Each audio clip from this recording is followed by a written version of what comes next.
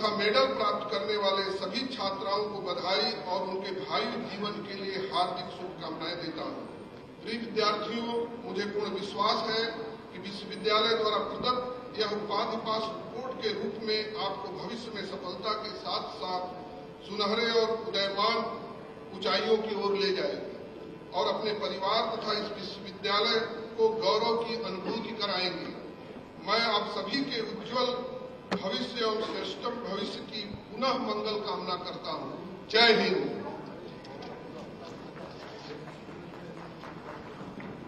GLA विश्वविद्यालय के 11वें दीक्षांत समारोह में मुख्य अतिथि के रूप में उत्तर प्रदेश के माननीय मुख्यमंत्री श्री योगी आदित्यनाथ जी का परिचय देते हुए मैं अत्यंत गौरव का अनुभव कर रहा हूं। योगी जी का जन्म देवादिदेव भगवान महादेव की उपत्यका में स्थित देवभूमि उत्तराखंड में 5 जून 1972 को हुआ।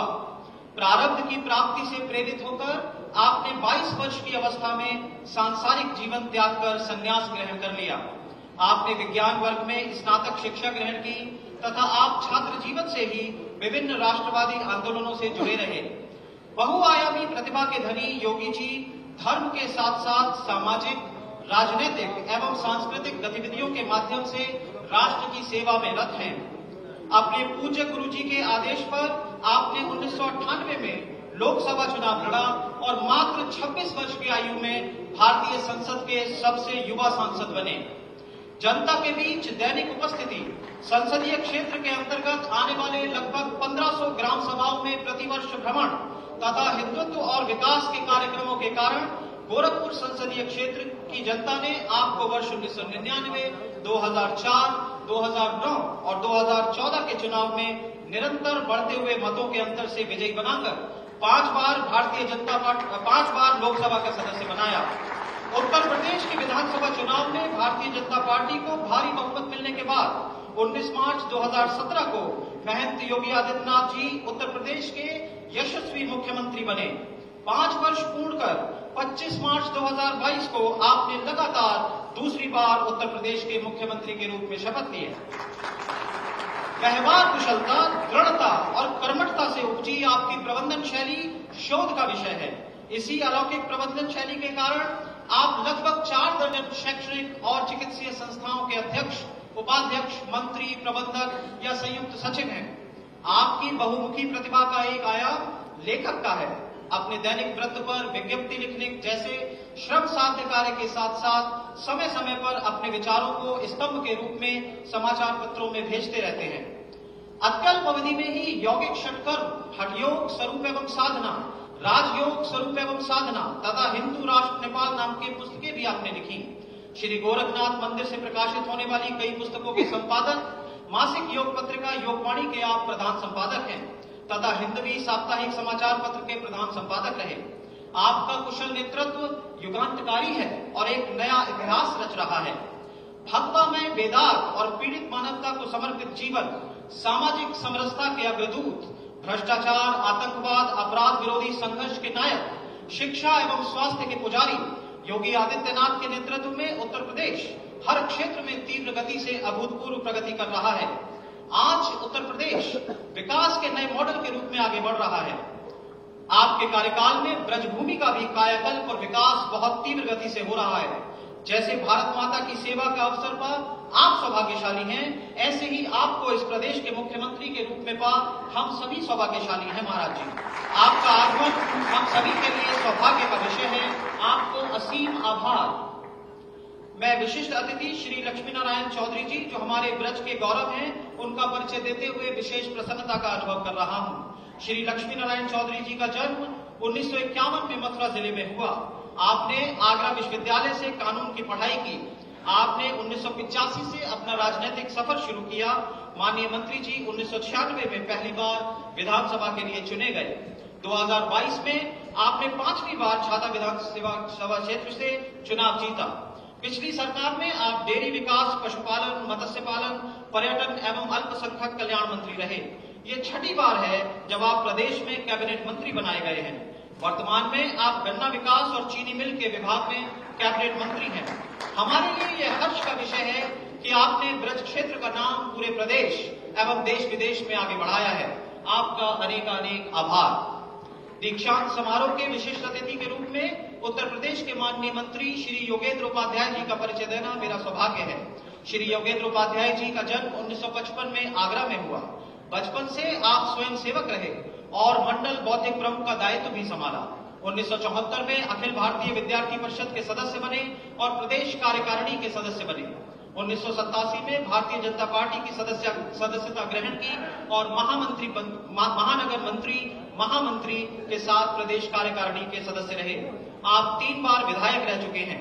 वर्तमान में आप उत्तर प्रदेश की 18वीं विधानसभा के सदस्य हैं और आगरा दक्षिण निर्वाचन क्षेत्र का प्रतिनिधित्व करते हैं। माननीय मंत्री जी के पास उत्तर प्रदेश का उच्च शिक्षा मंत्रालय, विज्ञान और प्रौद्योगिकी मंत्रालय और इलेक्ट्रॉनिक्स और सूचना प्रौद्योगिकी मंत्रालय है। हमें विश्वास है आपके नेतृत्व में उपरोक्त क्षेत्रों में प्रदेश नए कीर्तिमान स्थापित करेगा। उपाधि प्राप्तकर्ता सौभाग्यशाली हैं कि वे आज आपकी गरिमा में उपस्थिति में उपाधि प्राप्त कर रहे हैं। आपके विशेष स्नेह के लिए आभार। अब मैं माननीय कुलपति महोदय से विश्वविद्यालय की वार्षिक प्रगति आख्या प्रस्तुत करने का अनुरोध करता हूं। माननीय कुलपति महोदय।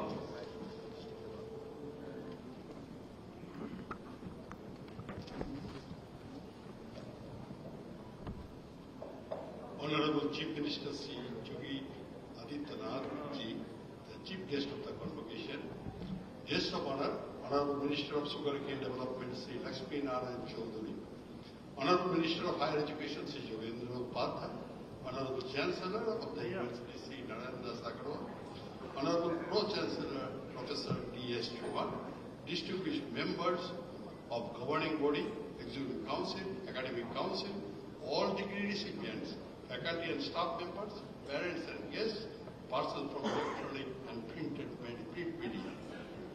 I feel honored to present before you the brief annual report of the university for the academic year 21-22. In 1998, Sri Narendra Sagarwal fulfilled the dream of his father, late Sri Ganeshi Lal Agarwal, by establishing GLA Institute of Ecology and Management with only 240 students and 16 faculty members. And in 2010, it got the university status through UP State Legislative Act of 2009. UGC recognized the university under Section 2F. Today, the university is home to 14,552 students and has an able support of the above 1,200 faculty and staff members. More than 5,500 students are living on campus in 19 hostels, which is the highest number of students living on campus in any private university of the state of UP. In 21-22, 4,631 students got admission in various programs offered by the university. It is also a member of Association of Indian Universities and an educational member of International Assembly of Collegiate Business Education. It is one of the leading private universities in the region of the nation. The university runs diploma, undergraduate, postgraduate, doctoral programs in various streams of engineering, technology, management, commerce, education, life sciences, legal studies, applied sciences and humanities, and agricultural sciences. In the academic year 21-22, faculty members published 1,541 papers in reputed journals, conference proceedings, and book chapters. Further, 135 patents were published by the faculty members, out of which 16 were granted. I am happy to inform that 8 technology had also been transferred in this year. It also received a research grant of about rupees 2.5 crore towards R&D project and more than 62 lakhs towards consultancy projects.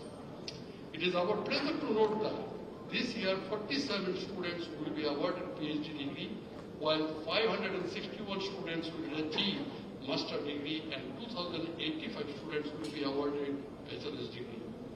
Our placement records were extremely very good. Despite the impact of COVID-19, it is happy to inform that out of 3,257 students, 2,295 students were placed with an average package of rupees 4.5 lakhs. Further, for the deserving students and economically weaker student sections, the university has given financial aid as a scholarship or tuition fee. In this financial year 4,843 students have been provided with financial aid. The university also has tie-up with the banks to enable education loans for the students. The university achieved the recognition of 12B status from UGC in 2021. I feel proud to inform in the August gathering that the university, because of its performance in all domains, has achieved NAC A+ grade with score of 3.46 in Cycle 2 starting from January 2023 for 5 years. This tremendous improvement from the score of 3.02 in Cycle 1 to achieve the score of 3.42 in Cycle 2. Further, this द्वारा Shri JC Chaudhary chairman आकाश educational service limited नई दिल्ली को देश व समाज को शिक्षा के क्षेत्र में उत्कृष्ट योगदान के 2085 अभ्यर्थियों को स्नातक उपाधि प्रदान करें। I, in the capacity of the Vice Chancellor JL University Mathura, and by virtue of power vested in me for the purpose conferred the degree upon you, for which you have been presented before me by the authorities. You are expected to prove yourself worthy of this honor throughout your life. मैं माननीय कुलपति महोदय से अनुरोध करता हूं कि शपथ दिलाने की अनुमति प्रदान की जाए। Let the oath be administered. आप सभी खड़े रहें। श्री प्रवीण मित्तल PhD को मंच पर आने और शपथ दिलाने के लिए आमंत्रित किया जाता है। पद दर पद शपथ दिलाई जाएगी। सभी उपाधि प्राप्तकर्ताओं से अनुरोध है कि वे अपने स्थान पर खड़े रहें और प्रत्येक प्रशासित वाक्यांश के अंत में शपथ वाक्यांश दोहराएंगे।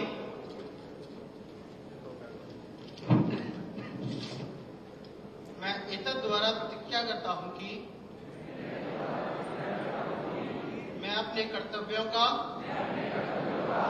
निष्ठापूर्वक और ईमानदारी के साथ निर्वहन करूंगा। मैं अपने व्यक्तित्व की गरिमा का और जिस कर्तव्य के लिए मुझे प्रशिक्षित किया गया है उस कार्य की सत्य निष्ठा को बनाए रखूंगा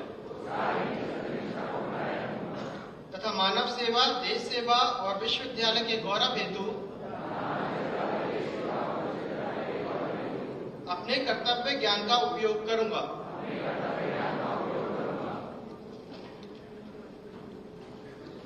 आप सभी अपने स्थान पर बैठ जाएं। मैं माननीय कुल सचिव महोदय से निवेदन करता हूं कि वे माननीय कुलाधिपति महोदय के समक्ष उपाधि सूची प्रस्तुत करें।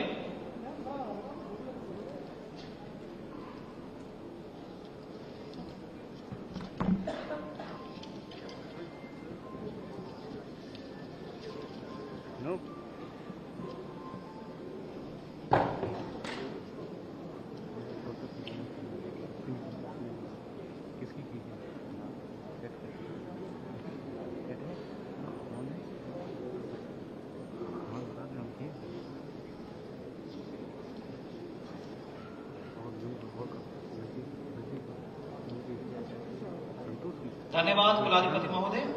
मैं माननीय कुलाधिपति महोदय GLA विश्वविद्यालय मथुरा से एकादश दीक्षांत समारोह में दीक्षोपदेश प्रदान करने का अनुरोध करता हूं। सभी उपाधि प्राप्तकर्ता कृपया एक बार पुनः खड़े हो जाएं। सभी उपाधि प्राप्तकर्ता एक बार पुनः खड़े हो जाएं। आप सभी दीक्षोपदेश के अंत में कहेंगे कि मैं आपके दीक्षोपदेश का पालन करूंगा या करूंगी।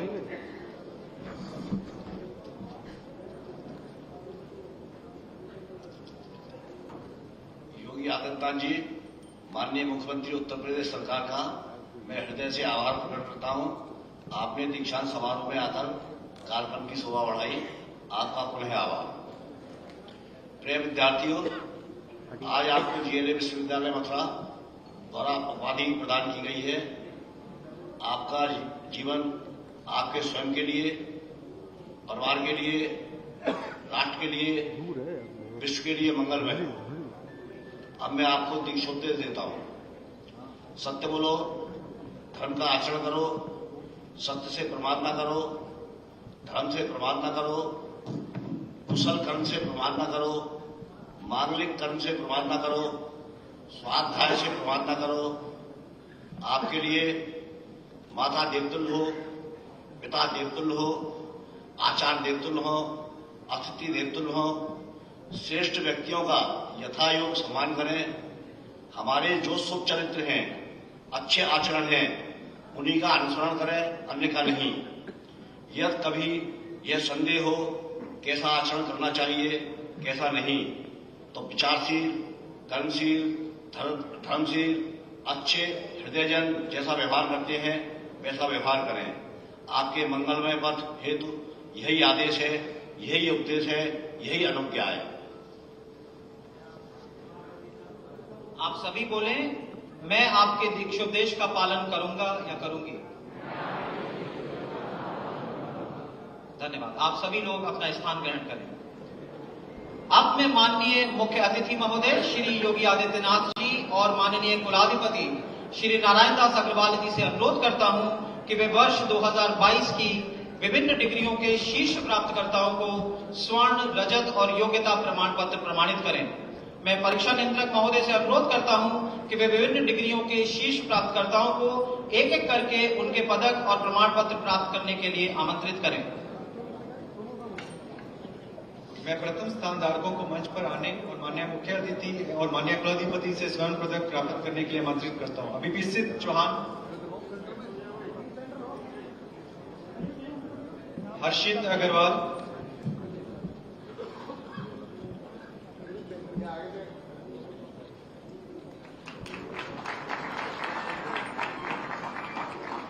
राहुल शर्मा,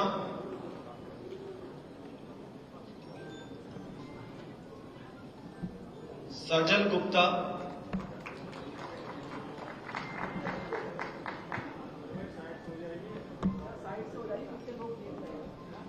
अमन आर्या,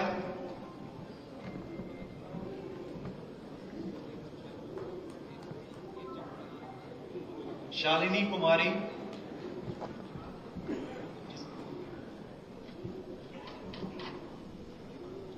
शिवम बघेल,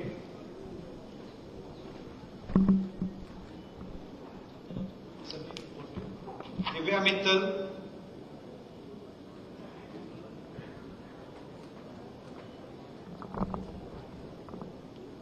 शुभ गोयल,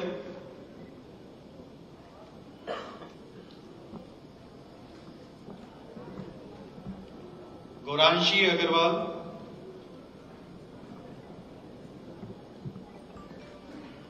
शिवांशु अग्रवाल,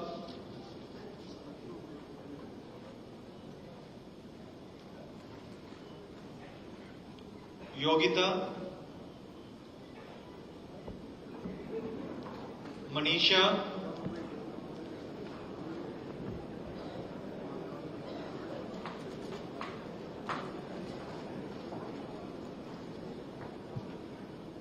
प्रिया अग्रवाल,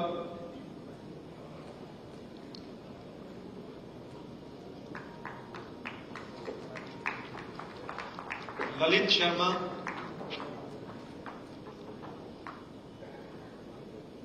जय मित्तल, सुरभि तोमर, शुभी अग्रवाल,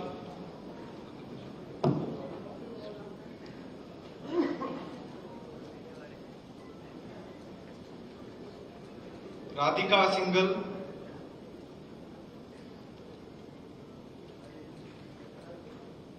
अंशुल बंसल, रजत पदक प्राप्त करता कृष्णा राजपूत, रतन गौरव,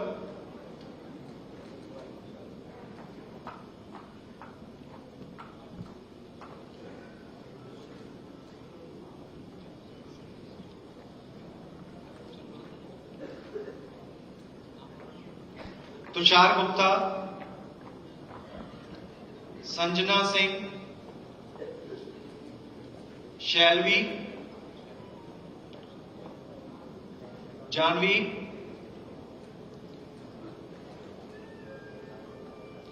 गोपाल शर्मा, अविनाश दुबे, देवांग अग्रवाल,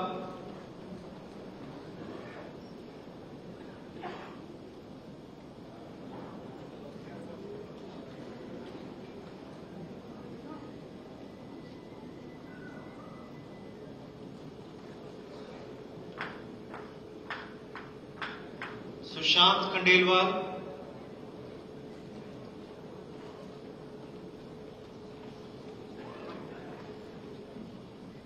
आस्था शर्मा,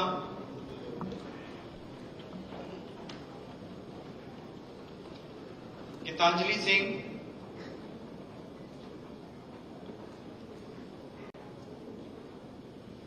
काजल चौधरी,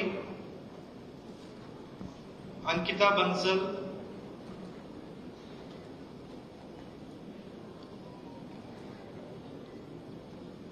संदीप कुमार,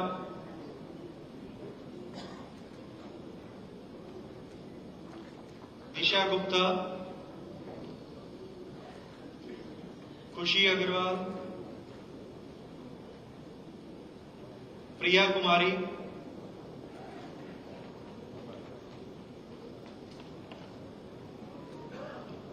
कृति,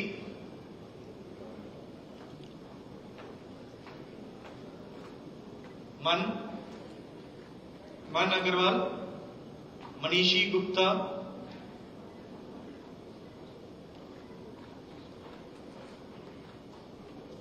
दीपशिखा शर्मा,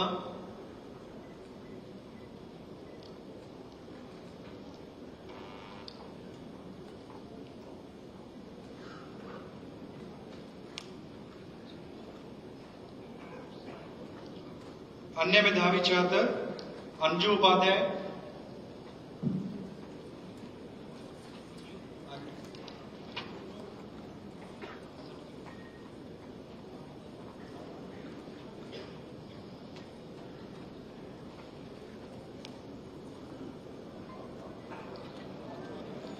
सचिन कुमार शर्मा, हेमंत रावत, पुलकित वार्ष्णे, प्रणव कुमार, महिमन, नीरज कुशवाहा, भावना शर्मा,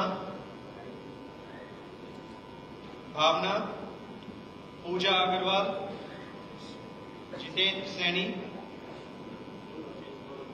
यशिका यादव, महक अग्रवाल। अब मैं जीएलए विश्वविद्यालय के पूर्व छात्र श्री प्रशांत शर्मा को आमंत्रित करता हूं कि वे मंच पर आएं एवं माननीय मुख्य अतिथि से सम्मान पत्र प्राप्त करें।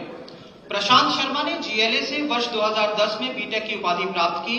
वर्ष 2012 में उन्होंने संघ लोक सेवा आयोग की परीक्षा 29वीं रैंक प्राप्त कर भारतीय प्रशासनिक सेवा में स्थान प्राप्त किया। जीएलए विश्वविद्यालय उनकी विशिष्ट उपलब्धियों तथा समाज सेवा के लिए किए गए उत्कृष्ट कार्यों के लिए उनको ये सम्मान पत्र प्रदान करता है। वर्तमान में प्रशांत स्पेशल सेक्रेटरी एवं डायरेक्टर फिशरीज के पद पर कार्यरत हैं। मैं आज के मुख्य अतिथि माननीय मुख्यमंत्री श्री योगी आदित्यनाथ जी से उनको दीक्षांत संबोधन के लिए सादर आमंत्रित करता हूं।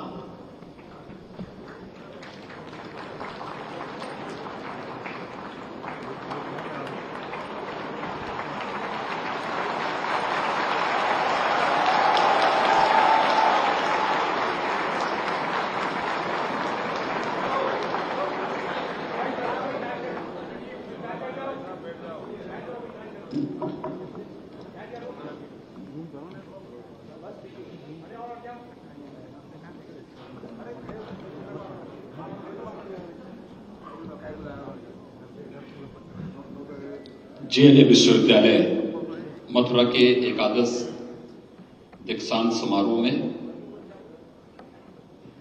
मंच पर उपस्थित प्रदेश शासन में मेरे वरिष्ठ सहयोगी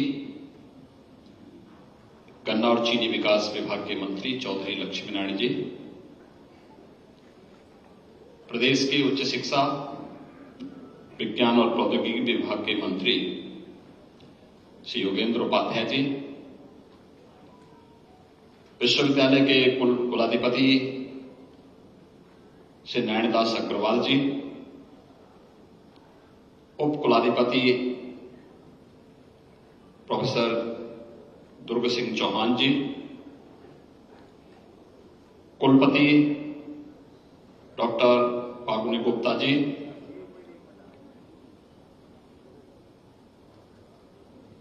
आज के इस समारोह के सभी सम्मानित अतिथिगण,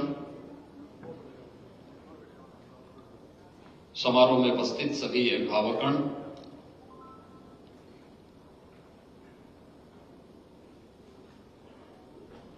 स्नातक, प्रास्नातक और डॉक्टरेट की डिग्री प्राप्त करने वाले सभी उपस्थित छात्र छात्राएं, ये मेरे लिए अत्यंत प्रसन्नता का क्षण है जब ब्रजभूमि में स्थित इस प्रतिष्ठित विश्वविद्यालय के एकादश दीक्षांत समारोह में मुझे आप सबके साथ संवाद करने का एक अवसर प्राप्त हो रहा है।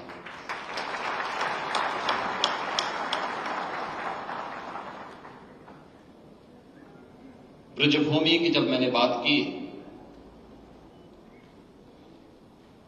तो एकाएक हम सबका ध्यान आज से 5000 वर्ष पूर्व किस दिव्य घटना के साथ होता है जब लीलाधारी भगवान श्री कृष्ण का जन्म इस धरा पर हुआ होगा।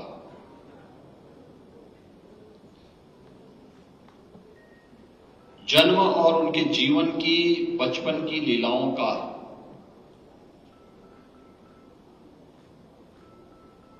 आज भी इतनी प्राचीन विरासत को लेकर के हम सब चल रहे हैं। उस समय साधन नहीं रहे होंगे,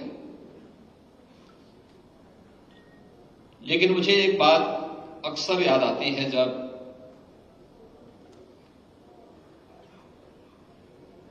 मैं प्रख्यात समाजवादी चिंतक डॉक्टर राम मनोहर लोहिया की रचनाओं को देखता हूं। डॉक्टर राम मनोहर लोहिया एक समाजवादी चिंतक थे।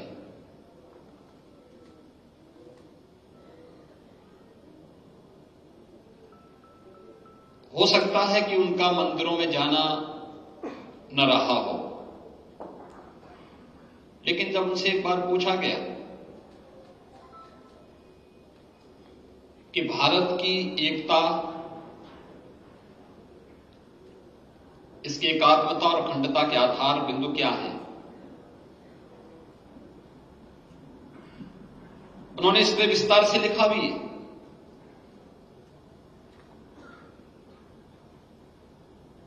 तो उन्होंने कहा कि देखिए, दुनिया के अंदर तमाम देश बने हैं, बिगड़े हैं, परंपराएं आई हैं, समाप्त हुई हैं, लेकिन अगर भारत बना हुआ है, इसके पीछे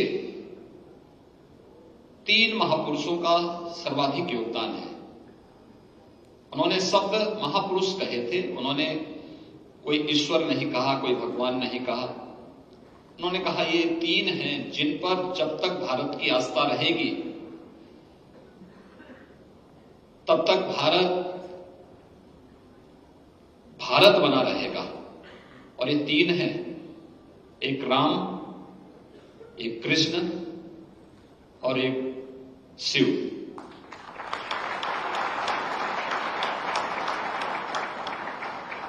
भगवान श्री कृष्ण के बारे में अगर आप देखेंगे तो पूरब से पश्चिम तक, सुदूर अरुणाचल में आप जाएंगे तो अरुणाचल में आज भी रुक्मिणी की कथा लोगों के मन में उसी प्रकार से रसी बसी है जैसे हम इस ब्रजभूमि में आते हैं तो राधे रानी की जय कहने से अपने आप को वंचित नहीं कर पाते। और यही भाव सुदूर पूर्वोत्तर के राज्यों में महारानी रुक्मिणी के साथ भी जुड़ा हुआ है। पूरब से पश्चिम को जोड़ने का कार्य उस कालखंड में भगवान श्री कृष्ण ने किया था। और राजकुमारी रुक्मिणी को वहां से लेकर के और उनके शादी विवाह का बंधन का कार्यक्रम द्वारिका के पास हुआ था, सुदूर समुद्र के तट पर। पूरब से पश्चिम से जोड़ने का कार्य और राम ने त्रेता युग में आज से उससे भी बहुत पूर्व उत्तर से दक्षिण तक जोड़ने का कार्य किया था। उत्तर से दक्षिण तक की जो सीमाएं भगवान राम ने हजारों वर्ष तय की थी, भारत की वही सांस्कृतिक सीमा आज राजनीतिक सीमा के रूप में भी है। 12 ज्योतिर्लिंगों के माध्यम से पूरे भारत को एकता के सूत्र में जोड़ने के कार्य भगवान शिव के द्वारा अलग अलग स्थलों पर जिस श्रद्धा भाव के साथ भगवान शिव के प्रति भारत की आस्था आज भी जुड़ी हुई है, उन देवालयों में, उन शिवालयों में भारत की आस्था उमड़ती भी दिखाई देती है। और इन्हीं सब बातों को लेकर के उन्होंने कहा था कि जब तक इन 3 के प्रति भारत की आस्था बनी रहेगी, दुनिया की कोई ताकत भारत का बाल बांका नहीं कर पाएगा। और आप सब सौभाग्यशाली हैं कि इस ब्रजभूमि के इस प्रतिष्ठित विश्वविद्यालय में अध्ययन और अध्यापन का सौभाग्य आप सबको प्राप्त हुआ है। और इस प्रक्रिया के साथ जुड़ते हुए आज यहां पर स्नातक, प्रास्नातक और डॉक्टरेट की अपनी डिग्री प्राप्त करने वाले सभी छात्र छात्राओं को यहां पर आज कुलाधिपति के दीक्षाोपदेश के माध्यम से ये उपाधियां आज उन्हें अवार्ड की गई हैं। आप सबको मेरी बधाई, आप सबके मंगलमय भविष्य की मैं कामना करता हूं। वास्तव में आधुनिक जो दीक्षांत समारोह है, यह भारत की प्राचीन गुरुकुल परंपरा का समावर्तन समारोह का ही एक रूप है। आज हम दीक्षा के अंत में करते हैं। समावर्तन समारोह का स्वरूप भी कुछ इसी प्रकार से होता था कि हमारी जैसे ही परीक्षा के पूर्व बच्चों को तैयार करने, छात्रों को तैयार करने और उन्हें आगे की ओर बढ़ने के लिए प्रेरित करने के लिए जो उस कालखंड में समारोह होते रहे होंगे, वह समावर्तन समारोह थे। और उसका दीक्षाोपदेश तैत्तिरीय उपनिषद में बहुत विस्तृत रूप से रेखांकित किया गया है। उसकी पहली ही लाइन है, सत्यम वद धर्मम चर। सत्य बोलना है और धर्म का आचरण करना है। अब सत्य, हम सबको अपने जीवन में इस बात को बहुत गहराई से सोचना होगा कि हम वास्तव में अपने जीवन में सत्य का आचरण कितना कर पाते हैं। व्यक्ति का कोई भी वाक्य तब प्रभावशाली बनता है जब उसके आचार और विचार में समन्वय होता है। जब व्यक्ति बोलता कुछ और है, करता कुछ और है, तो उसकी विश्वसनीयता हमेशा संकट में खड़ी होती है। और जिसका स्वयं पे विश्वास न होता हो, उस पे समाज या देश और दुनिया उस पे क्या विश्वास करेगी। इसलिए सत्य बोलना और धर्म का आचरण करना। भारतीय मनीषा ने धर्म को कभी उपासना विधि के साथ जोड़ करके नहीं देखा। आप मंदिर जाएं न जाएं, पूजा करें न करें, यह आपका विषय है।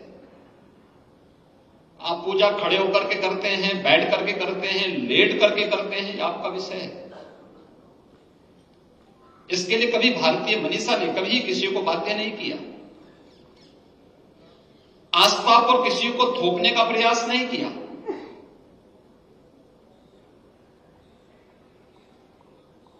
हमने तो सबको जोड़ने का कार्य किया। जो अच्छा था। यही तो हमारा बोध वाक्य था शिक्षण केंद्रों का। आनो भद्रा कर्तवो यंतु विश्वत। ज्ञान के लिए सभी दिशाओं को खुला रखो, जहां से भी प्राप्त हो सकता है। हमने कभी नहीं कहा कि हमारे अमुक ग्रंथ में ही दुनिया का सारा ज्ञान है। जैसे एक विदेशी आक्रांता ने जब नालंदा विश्वविद्यालय के सबसे बड़े पुस्तकालय में आग लगाई थी, तो उसको समझाने का प्रयास हुआ कि सब क्या कर रहे हैं, ये भारत की ज्ञान की धरोहर को आप नष्ट करने का पाप कर रहे हैं। तो उन्होंने कहा कि कैसा ज्ञान, क्या इसमें जो कुछ भी है, क्या ये कुरान शरीफ से ज्यादा है? वो तो पहले से उसमें समाहित है, और जो उससे इतर है उसकी हमें आवश्यकता भी नहीं। महीनों तक वो पुस्तकालय चलता रहा। उस विकृत मानसिकता को जिसने दुनिया को कभी स्वीकार नहीं किया, उन्हें अगर कोई आज इस बात को मानता, देवदूत मानकर के उनकी उपासना करता, उनकी पूजा करता है, तो उस विकृत मानसिकता से आज उसके कहर से दुनिया किस रूप में कांपती हुई दिखाई देती है। दुनिया के तमाम देशों में वह आप सबको देखने को मिल रहा होगा। ये मानवता के लिए संकट खड़े करने वाली, जब भी कोई अपनी बात को जबरन दूसरे पर थोपता है, भारतीय मनीषा ने कभी अपनी बात को किसी दूसरे पर थोपने का प्रयास नहीं किया। हमने तो कहा कि दुनिया के अंदर जहां कहीं भी अच्छा है, और भारत के किसी भी उस प्रतिष्ठित गुरुकुल के लिए कभी यह बात बंधन नहीं था कि जो कोई बोले जो इस गुरुकुल में पढ़ाया जा रहा है वही सब कुछ अच्छा है। उन्होंने कहा नहीं, ज्ञान के लिए सभी दिशाएं खुली होनी चाहिए, जहां से भी ये प्राप्त हो सकता है हम उसको अपने जीवन में विकार करें, उसको अपने जीवन का हिस्सा बनाएं। भारतीय मनीषा के इसी बोध वाक्य को जीवन का हिस्सा बना करके आज देश के यशस्वी प्रधानमंत्री जी ने कोरोना कालखंड में राष्ट्रीय शिक्षा नीति देश के नौजवानों के उज्जवल भविष्य को ध्यान में रख करके बनाई है। ये राष्ट्रीय शिक्षा नीति इसी भाव को लेकर के है। हम केवल अब डिग्री तक सीमित न रहे, एक बार में डिग्री ले, एक ही विषय की डिग्री लेने के लिए भी बाध्य न करें। हम एक बहुआयामी सोच के साथ उसे आगे बढ़ाना है, उसको लेकर के हम आगे बढ़ाने, एक विस्तृत आयाम देना है, और जहां से भी उसको अपनी रुचि के अनुरूप कोई अच्छी चीज लगती है तो उसको हमें आगे बढ़ाना होगा। और भारतीय मनीषा की यह प्राचीन काल से सोच रही है। दुनिया जब अंधकार में जी रही थी तब भारत के प्रतिष्ठित गुरुकुल जी यहां पर उत्कृष्ट अध्ययन और अध्यापन के केंद्र बने हुए थे। जब साधन नहीं थे उस कालखंड में भी नालंदा, तक्षशिला जैसे प्रतिष्ठित विश्वविद्यालय भारत भूमि पर थे, जो दुनिया को एक नई राह दिखा रहे थे। दुनिया के युवा वहां आकर के स्नातक की उपाधि प्राप्त करके गौरव की अनुभूति करते थे। हम सब के लिए चुनौती होगी उस पुरातन गौरव को पुनर्स्थापित करने के इस प्रवर्तमान अभियान का हम सब हिस्सा बने। ये केवल सरकार के भरोसे नहीं होगा, सरकार और समाज दोनों मिलकर के जब कार्य करना प्रारंभ करेंगे तो इसके परिणाम भी उतने ही अच्छे आते हुए दिखाई देंगे। और उस सामूहिक प्रयास की आज सर्वाधिक आवश्यकता है, और इसमें जीएलए जैसे विश्वविद्यालयों ने एक पहल प्रारंभ की है। उस पहल को हम कैसे आगे बढ़ा सकते हैं। मैं कभी कभी सोचता हूं कि हम विश्वविद्यालय जहां बनाते हैं, अक्सर होता क्या है, या कोई महाविद्यालय बनाते हैं या कोई शिक्षण संस्थान बनाते हैं, सरकार के स्तर पर या निजी क्षेत्र में कहीं भी बनता है, एक बात मैं देखता हूं कि वहां के लोकल समाज से हमारा संवाद पूरी तरह समाप्त रहता है। एक प्रकार लोकल समाज से हम कोई संवाद नहीं रख पाते, उससे एक प्रकार की दूरी हमारी बनी रहती है। ये विचित्र सी स्थिति है। हम जहां पर अपनी संस्था खड़ी कर रहे हैं वहां के समाज से हमारा कोई संवाद नहीं, तो हम संस्था किसके लिए खड़ी कर रहे हैं? संस्था के पीछे का हेतु क्या है? हमारा तो उनके बीच में बेहतर संवाद होना चाहिए। हमारे पास उस समाज की, उस क्षेत्र की, उस जनपद की एक बेहतर स्टडी होनी चाहिए, सामाजिक, आर्थिक, भौगोलिक, और वहां की व्यापक उन संभावनाओं को लेकर के अगर सरकार को कभी कोई आवश्यकता पड़ती है तो हम उस अध्ययन को सरकार के सामने प्रस्तुत कर लें कि नहीं, यहां की योजना इस रूप में बननी है। अक्सर होता है कोई बड़ा प्रोजेक्ट बनाना होता है, हमें टेंडर अवार्ड करने पड़ते हैं। इस प्रोजेक्ट के लिए हमें सोशल इंपैक्ट स्टडी करवानी है। अब उसके लिए कोई बाहर की संस्था आती है, हमारी स्थानीय संस्थाएं उसके लिए अपने यहां की फैकल्टी को, अपने यहां के छात्रों को क्यों नहीं तैयार कर पाती?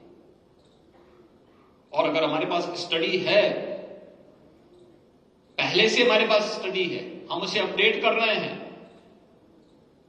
तो फिर हमें कोई नया स्टडी कराने की आवश्यकता ही नहीं पड़ेगी। सरकार ने आज कहा, हमने उनको प्रस्तुत कर दिया कि भाई ये है, अगर आप चाहें इसके अलावा किसी एक थर्ड पार्टी को रख करके इसके बारे में एक बार इसका सत्यापन करवा लें, और हम चाहेंगे कि आप इसको स्वीकार करें, हम इसमें पूरी गारंटी लेने को तैयार हैं। बहुत सारी समस्याओं का समाधान होता हुआ दिखाई देगा। दूसरा, आपके पास एक फंड का फ्लो भी होगा, आपके पास एक व्यवस्था आती हुई दिखाई देगी। हमारे यहां की परंपरागत जो व्यवस्थाएं थी, जिसके लिए दुनिया में जाना जाता था, हमने आयुष से संबंध एक प्रकार से उससे विच्छेदी कर दिए थे। हम आभारी हैं प्रधानमंत्री मोदी जी के, जिन्होंने 2014 में आने के बाद आयुष मंत्रालय का गठन किया। तब भी जिसकी समझ में नहीं आ रहा था, कोरोना ने उनको समझा दिया कि काढ़े की कीमत क्या होती है, हल्दी का मतलब क्या होता है। उत्तर प्रदेश के पूर्व डीजीपी के ग्रैंडसन यूएस में रहते हैं। एक दिन उन्होंने मुझसे फोन किया, उन्होंने कहा कि मेरा ग्रैंडसन आया हुआ, आपसे मिलने का बड़ा उत्सुक है, 5 मिनट का समय दे देते तो। मैंने कहा लेके आ जाइए आप। मैंने समय दिया, जिस समय दिया गया था उसी समय वो आ गए थे। परिचय होने के बाद मैंने उनसे पूछा, मैंने कहा बताइए कब आए, कैसे आना हुआ, और आप क्यों मुझसे मिलना चाहते हैं? उन्होंने कहा कि मैं यूएस में रहता हूं, वहां पे एक मल्टीनेशनल कंपनी में काम करता हूं। मैं एक दिन अपनी कार से जा रहा था, एक इंडियन रेस्टोरेंट के बाहर एक लंबी लाइन लगी हुई थी।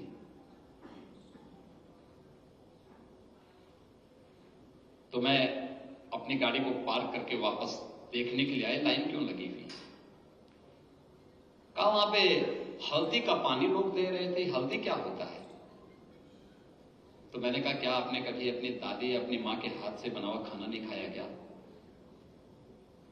दाल है, सब्जी है, खिचड़ी है, पराठा है, सब खाए नहीं? कहा नहीं खाया तो, लेकिन हल्दी क्या है? मैंने कहा भारतीय रसोई बगैर हल्दी के चल ही नहीं सकती है,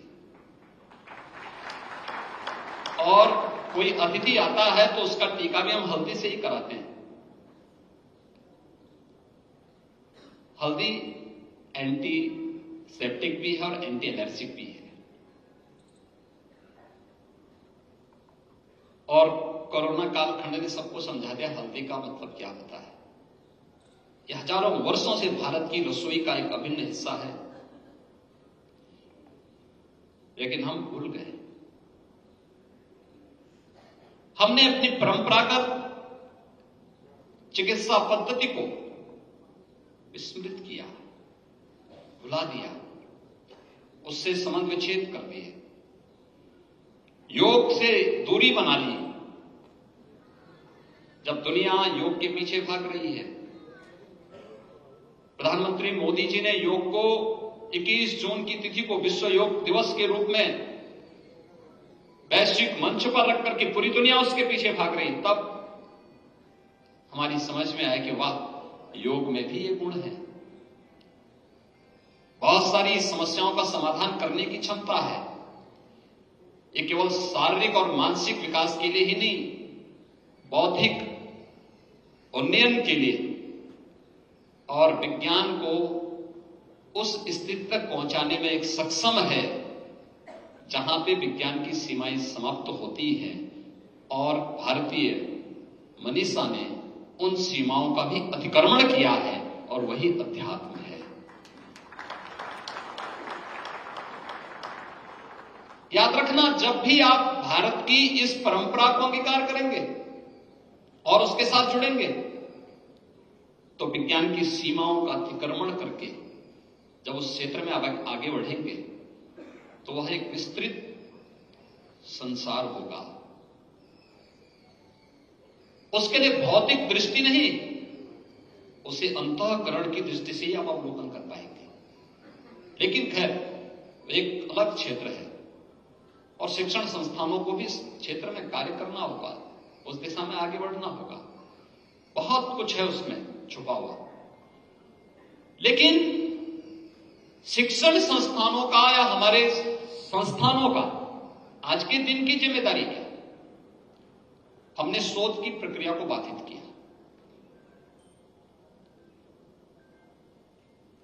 हम केवल दूसरों की चीजों को अच्छा मानने लग गए। जो दूसरी जगह था, एक बार एक राजदूत मेरे पास आए थे, वो मेरे पूर्व परिचित थे, तो मेरे साथ अपने देश का एक गिफ्ट लेकर के आए। तो मैंने उन्हीं के सामने बोला, मैंने कहा ये आइटम हमारे यहां तो बहुत सस्ता है, 5 रुपए का है। तो मैंने भी उनको एक आइटम दिया,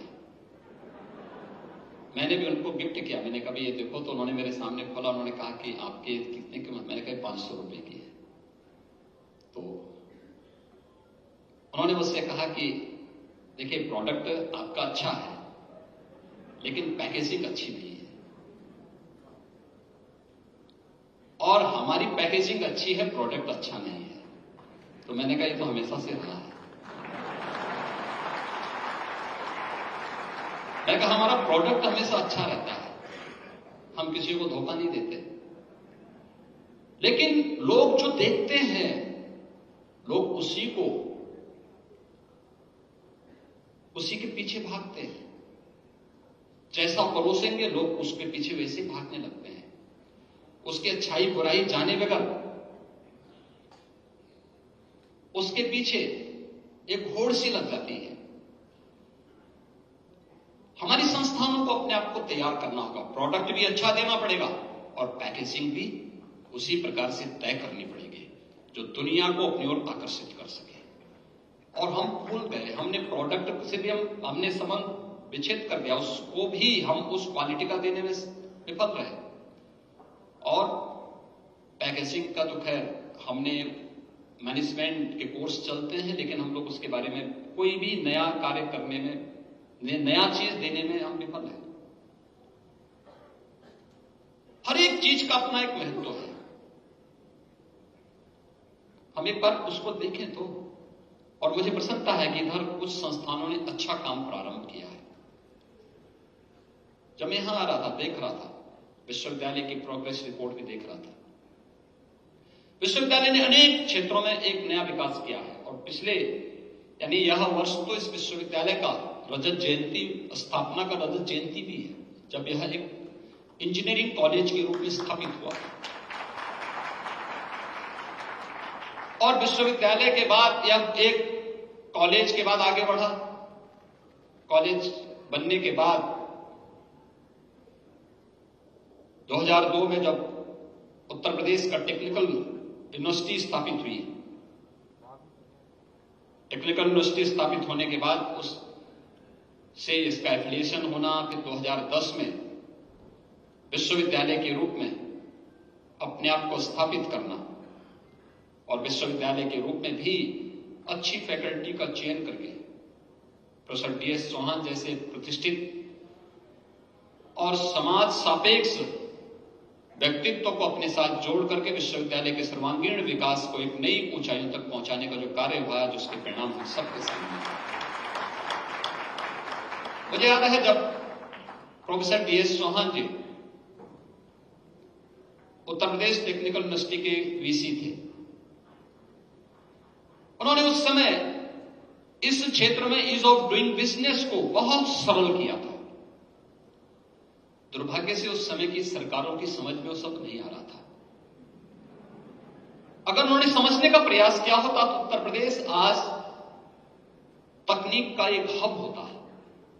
हम उसमें बहुत पीछे छूट गए, बहुत पीछे हम रह गए, क्योंकि जो लोग हमसे पहले उस क्षेत्र में काम कर चुके थे, जिन लोगों ने अपने और रिलैक्सेशन दिया, वे लोग आगे बढ़ गए, उत्तर प्रदेश पीछे छूट गया। लेकिन फिर भी यूपी टेक्निकल यूनिवर्सिटी बनने के बाद उस क्षेत्र में नयापन आता हुआ दिखाई दिया और उसको एक नई ऊंचाई तक पहुंचाने का कार्य हुआ। आज ये विश्वविद्यालय स्वयं उन सभी कोर्सेज को लेकर के यहां पे कार्य कर रहा है। न केवल विश्वविद्यालय को इनोवेशन, रिसर्च एंड डेवलपमेंट का एक नया केंद्र के रूप में स्थापित किया, लेकिन उससे भी आगे जाकर के जो मुझे प्रसन्नता हुई कि तमाम पेटेंट भी विश्वविद्यालय को अवार्ड हुए हैं और विश्वविद्यालय के लिए यह इस प्रक्रिया के साथ जुड़ना और भी महत्वपूर्ण है। विश्वविद्यालय को इस दिशा में नए प्रयास प्रारंभ करने चाहिए। आज का समय भी मैं देख रहा था, यहां की एक नई स्थापित स्किल डेवलपमेंट की जो एक नया सेंटर उन्होंने विश्वविद्यालय ने स्थापित किया है। न्यू एज कोर्सेज के साथ हम अपने छात्रों को कैसे जोड़ सकते हैं, और दिशा में प्रयास भी प्रारंभ हुआ है। शासन की योजनाओं को, केंद्र और राज्य शासन की योजनाओं को हम अपने पाठ्यक्रम का हिस्सा कैसे बनाएं। अक्सर होता है कि जैसे सरकारें उससे अपने आप को निरपेक्ष कर, सरकारों के उन पॉलिसीज को, सरकार के कार्यक्रमों को, युवाओं से, छात्रों से जुड़े हुई योजनाओं को उससे अलग करने का कार्य होता है, और बाद में जब छात्र निकलता उसको पता ही नहीं होता है कि इसका मतलब क्या है। हमें पहले दिन से ही एक टीम गठित करनी चाहिए। टीम इस बात को लेकर गठित करनी चाहिए, शासन ने कोई योजना बनाई, योजना क्या है, संबंधित विभाग से संपर्क करके उनसे पूछना चाहिए, इसका हमें पूरा मटेरियल दीजिए, हम अपने पाठ्यक्रम का इसको हिस्सा बनाना चाहते हैं। हमारे छात्र छात्राओं को इसकी जानकारी होनी चाहिए। क्यों नहीं होनी चाहिए जानकारी? हम योजना उनके लिए बना रहे हैं जिनके लिए योजना बना रहे हैं उनको पता ही नहीं है। ढेर सारी योजनाएं बनी। कोई छात्र आज के दिन पे अपना स्टार्टअप स्थापित करना चाहता है, परिवार के पास पैसा नहीं है, वो भटकता रहेगा, कोई मदद नहीं करेगा। लेकिन अगर उसे मालूम है कि PM मुद्रा योजना है, इस योजना के अंतर्गत मैं बैंक से संपर्क करूंगा, बैंक मुझे सहयोग करेगा,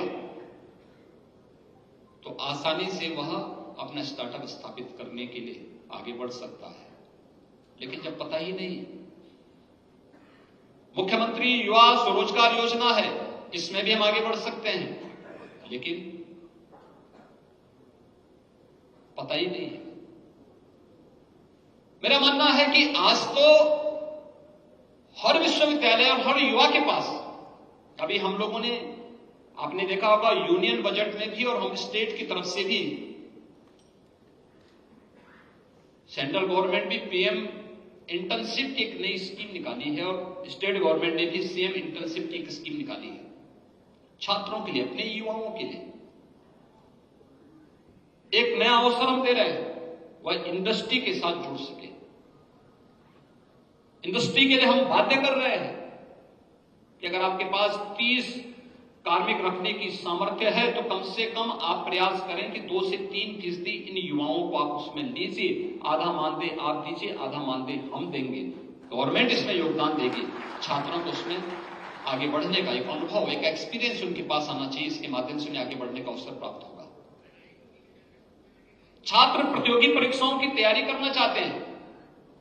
आज जनपदों में अभ्युदय, हर जनपद में अभ्युदय कोचिंग प्रारंभ हुई है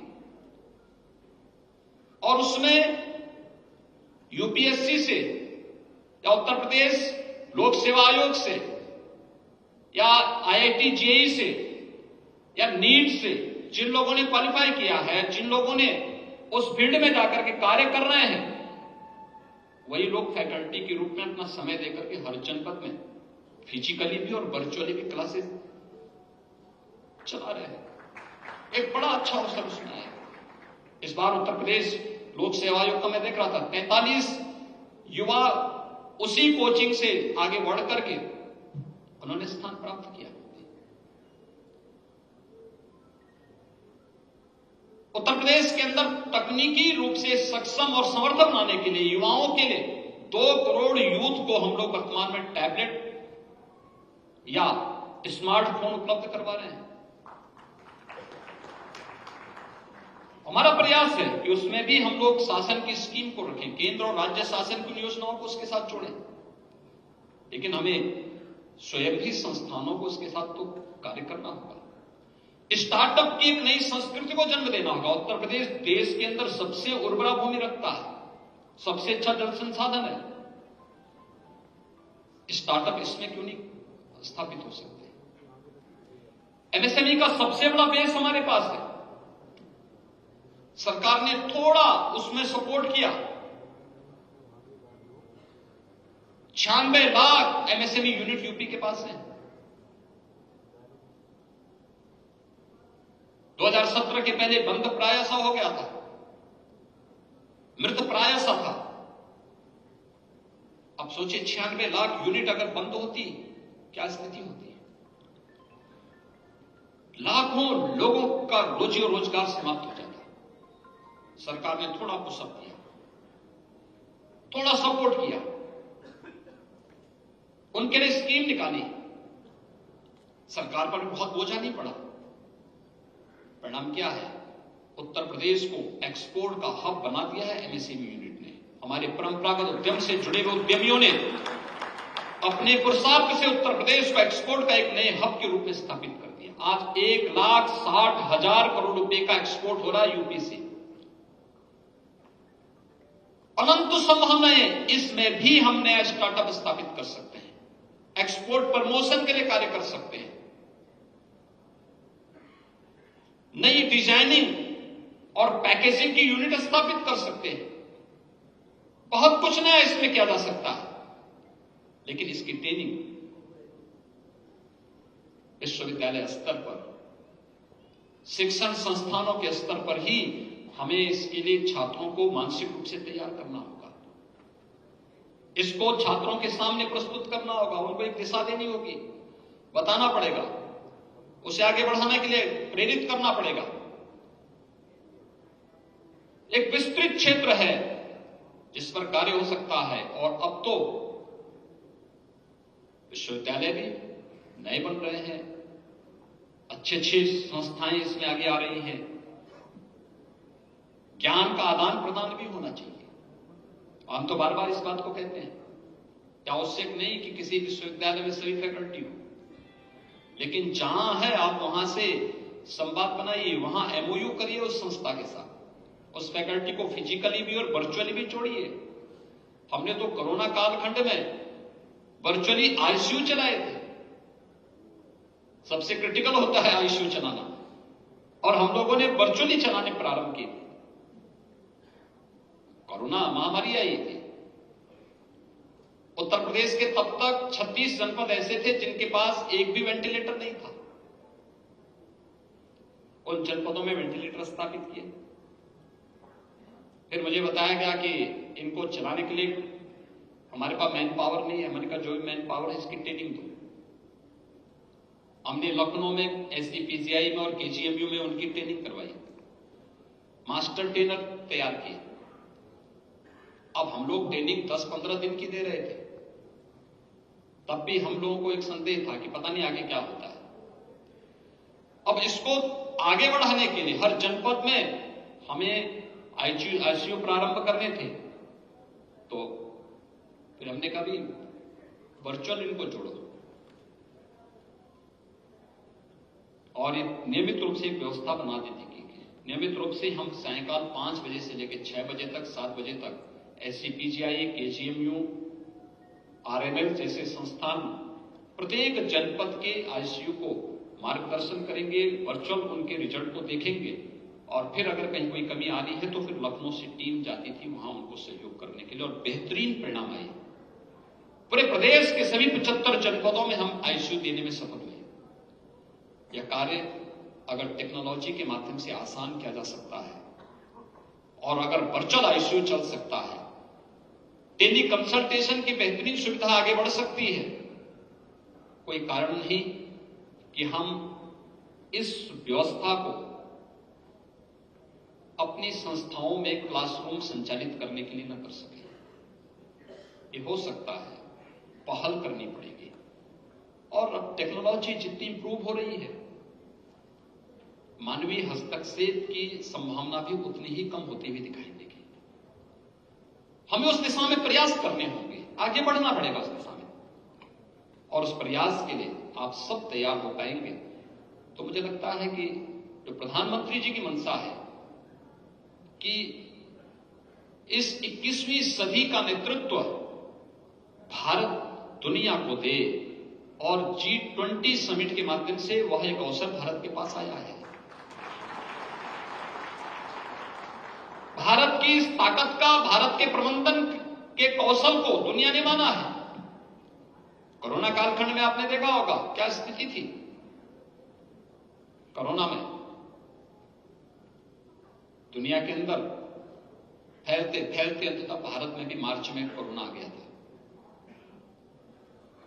लोग सशंकित थे क्या होगा भारत में, और भारत में उत्तर प्रदेश में क्या होगा।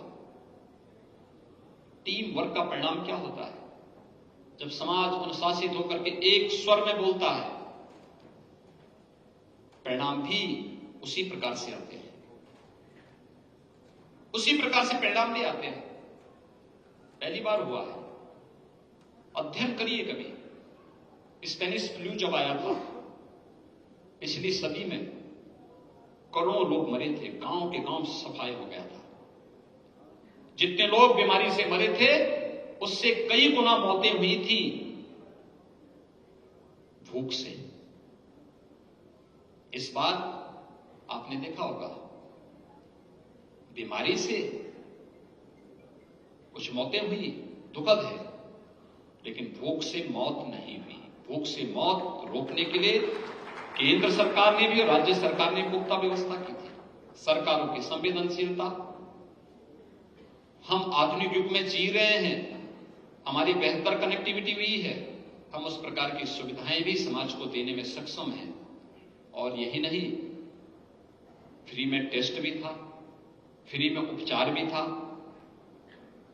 और फ्री में वैक्सीन भी देश के प्रत्येक नागरिक को उपलब्ध करवाने का कार्य हुआ था। पहली बार हुआ है किसी महामारी के बाद वैक्सीन 9 महीने के अंदर उपलब्ध हो जाए, और एक नहीं 2 स्वदेशी वैक्सीन और दुनिया की सबसे प्रभावी वैक्सीन, ये भारत देने में सफल हुआ।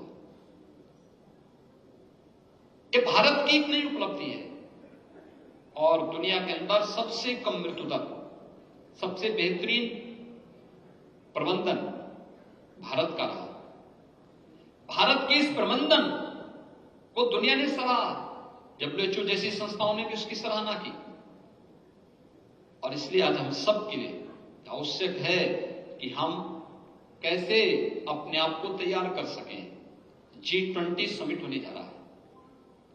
G20 के समिट के माध्यम से भी हम लोग आज अपने आप को वैश्विक मंच पर स्थापित कर सकते हैं। G20 में वे 20 बड़े देश हैं जिनका दुनिया के 60% आबादी जहां निवास करती है, 75% ट्रेड पर जिनका एकाधिकार है, 85% जीडीपी पर भी जिनका अधिकार है और 90% से अधिक पेटेंट पर भी जिनका अधिकार है। उन देशों का जो समूह है वो G20 है और G20 से जुड़े हुए देश आज भारत के नेतृत्व में अगले 1 वर्ष तक दुनिया के लिए तमाम प्रकार की योजनाओं को बनाने वाले हैं और इस दौरान उत्तर प्रदेश के अंदर भी कुछ समिट होने हैं। उसके लिए अपने आप को तैयार करना, उसके लिए अपने आप को जोड़ना। हमारे यहां रहेंगे तो हम क्या कर सकते हैं? स्वच्छता के कार्यक्रम के साथ जुड़ सकते हैं। अपने यहां आतिथ्य सेवा के लिए भारत प्रसिद्ध है, उन कार्यक्रमों के साथ हम जोड़ सकते हैं। दुनिया से आने वाले 20 उन प्रतिष्ठित देशों के अलावा 9 मित्र देशों के भी आने वाले प्रतिनिधियों की आतिथ्य सेवा के साथ जोड़ सकते हैं। उनका लोकल विजिट होगा, अलग अलग जगह पे जाएंगे, पौराणिक और ऐतिहासिक स्थलों का भी लोग अवलोकन करेंगे। वहां कोई दिक्कत ना हो, वहां पर किसी प्रकार का कोई उपद्रव न करने पाए, किसी प्रकार की कोई अराजकता और किसी प्रकार का कोई भी उनके मार्ग में अनावश्यक व्यवधान पैदा करने का प्रयास न कर सके। समाज को स्वयं इसके लिए तैयार होना होगा। एक नई छवि लेकर के जाएंगे भारत के बारे में। जो दुनिया में दुष्प्रचार हो रहा है, उससे इतर लोग जब यहां के सामर्थ्य को, यहां के आतिथ्य भाव को, यहां की स्वच्छता के इस दृश्य को देखेंगे, एक नया संदेश लेकर के जाएंगे। वैश्विक स्तर पर भारत की एक नई छवि में निखार आएगा। दूसरा, हमने किन किन क्षेत्रों में प्रोग्रेस की है, यह भी उनको दिखाने का एक अवसर प्राप्त होगा। वे लोग जाएंगे, अलग अलग संस्थाओं में जाएंगे, संवाद होगा। उसके लिए अपने आप को तैयार करना है और ये हर समय हमें तैयार रखना होगा। आज भारत के पास एक अवसर है, दुनिया आशा भरी निगाहों से देख रही है। उन सब के लिए हम अपने आप को तैयार कर सकें। इस देश से जेडे विश्वविद्यालय जैसे प्रतिष्ठित संस्थानों को आगे आना होगा, एक स्वस्थ प्रतिस्पर्धा को आगे बढ़ाना होगा। याद रखना, जीवन में शॉर्टकट का रास्ता कभी व्यक्ति को सफलता की नई ऊंचाइयों तक नहीं पहुंचा सकता, उसको गिराता ही है। तात्कालिक सफलता के बाद जब वह व्यक्ति गिरता है तो उसके बाद कमर ही टूटती है, उसके बाद फिर कोई गुंजाइश नहीं बचती है। इसलिए शॉर्टकट का रास्ता नहीं, संघर्ष का रास्ता है। चुनौतीपूर्ण रास्ते को अंगीकार करके हमें आगे बढ़ने के लिए तैयार होना होगा। राष्ट्रीय शिक्षा नीति इसके लिए आप सबकी तैयारी कर रहा है, आप सबके स्वागत के लिए उत्सुक है और उत्तर प्रदेश को इसके अनुरूप बनाने के लिए हम लोगों ने अभी हाल ही में उत्तर प्रदेश के अंदर ग्लोबल इन्वेस्टर समिट के भी आयोजन की एक तिथि तय की है। आप सब जानते हैं ग्लोबल इन्वेस्टर समिट, लोग कहते थे क्या उत्तर प्रदेश में निवेश कोई करेगा? 2018 में जब हम लोगों ने पहला इन्वेस्टर समिट किया था, लोगों को आशंका थी क्या होगा। मैंने कहा चिंता की कोई बात नहीं, उत्तर प्रदेश में बहुत अच्छा निवेश होगा। उस समय हम लोगों ने लक्ष्य रखा था। लोग मेरे पास पहली बार टीम आई थी मेरी,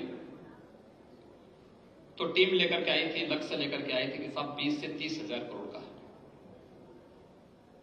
तो मैंने कहा भी फिर इसको करने की आवश्यकता ही नहीं। मैंने उनको कहा भी 2 लाख करोड़ तक का लक्ष्य रखो पहले। उन्होंने कहा सब नहीं हो पाएगा। मैंने कहा आपके सब मुंह से ना निकलना है मुझे बड़ा आहत करता है और मुझे लगता है कि उत्तर प्रदेश का बजट कितने का है मालूम है? उन्होंने कहा नहीं। मैंने कहा 4,28,000 करोड़ का है और मुझसे देख के लेना, इससे कम का निवेश के प्रस्ताव नहीं आएंगे। और टीम आश्चर्यचकित थी कि मैं कैसे बोल रहा हूं। मैंने कहा आप जाओ ना, मैं कह रहा हूं। और 4,68,000 करोड़ के प्रस्ताव आए थे। 4,68,000 करोड़ के प्रस्ताव उत्तर प्रदेश को प्राप्त हुए थे। कोरोना के बावजूद हम लोग लगभग 4 लाख करोड़ रुपए के प्रस्ताव को जमीनी धरातल पर उतारने में सफल हुए थे, जिसमें आपके इसी विधानसभा क्षेत्र के कोसी कला में स्थापित पेप्सिको की यूनिट भी उसी हमारी इन्वेस्टर समिट का हिस्सा रही है। और भी तमाम अन्य संस्थाएं, तमाम यूनिट हैं। ये चीजें दिखाती हैं सरकार थोड़ा प्रयास प्रारंभ कर ले।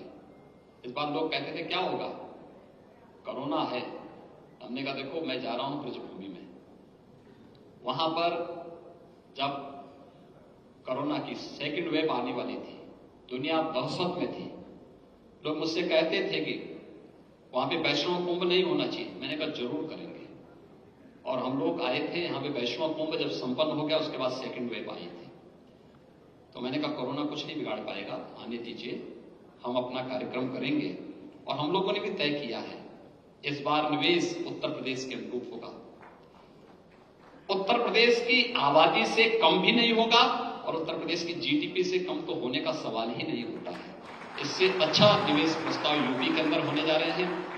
ये निवेश इन सभी युवाओं के लिए रोजगार की अनंत संभावनाओं को लेकर के आने जा रहा है। अब उत्तर प्रदेश के यूथ को दुनिया के पीछे नहीं भागना पड़ेगा। उत्तर प्रदेश के युवाओं को अब देश के अंदर भी अन्य जगहों पर नौकरी और रोजगार के लिए नहीं भागना पड़ेगा। उत्तर प्रदेश के में स्थापित होने वाली अलग अलग 25 सेक्टर्स में होने वाला यह निवेश आपके लिए लाखों नौकरियां लेकर के आने वाला है। और उसके लिए आप तैयार करें अपने आप को। विश्वविद्यालय उसके लिए अपने युवाओं को तैयार करें। विश्वविद्यालय को इनोवेशन, R&D की एक नए सेंटर के रूप में, एक नए हब के रूप में स्थापित करना यह आज की आवश्यकता है। लेकिन अपनी विरासत से कभी संबंध विच्छेद मत करना। उसके साथ अपने संवाद को बनाए रखना। याद रखना, अपनी विरासत से भटका हुआ व्यक्ति त्रिशंकु की तरह भटकता रहता है। उसका कोई लक्ष्य नहीं होता, उसकी कोई मंजिल नहीं हो सकती। उसके साथ संवाद बनाते हुए, उसके साथ अपना आत्मीय संबंध जोड़ते हुए,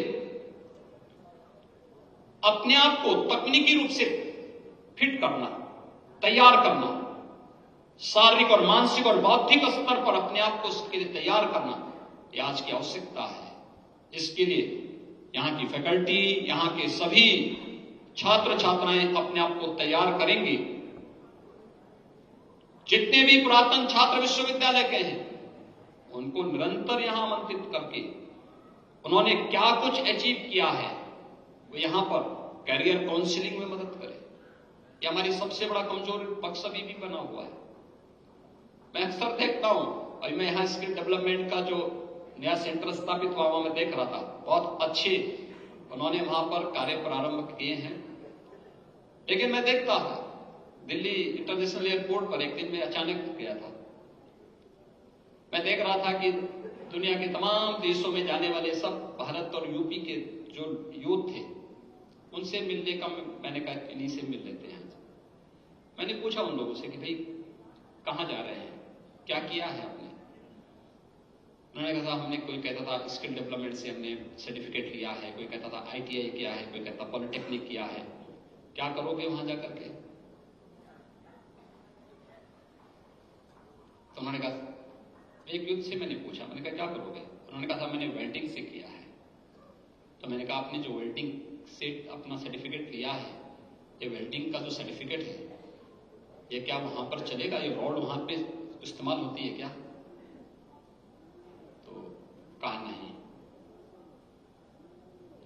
फिर जो उसे लेके जा रहा था तो उसने मुझे बताया कि साहब वहां जाएंगे 6 महीने पहले लोग ट्रेनिंग लेंगे,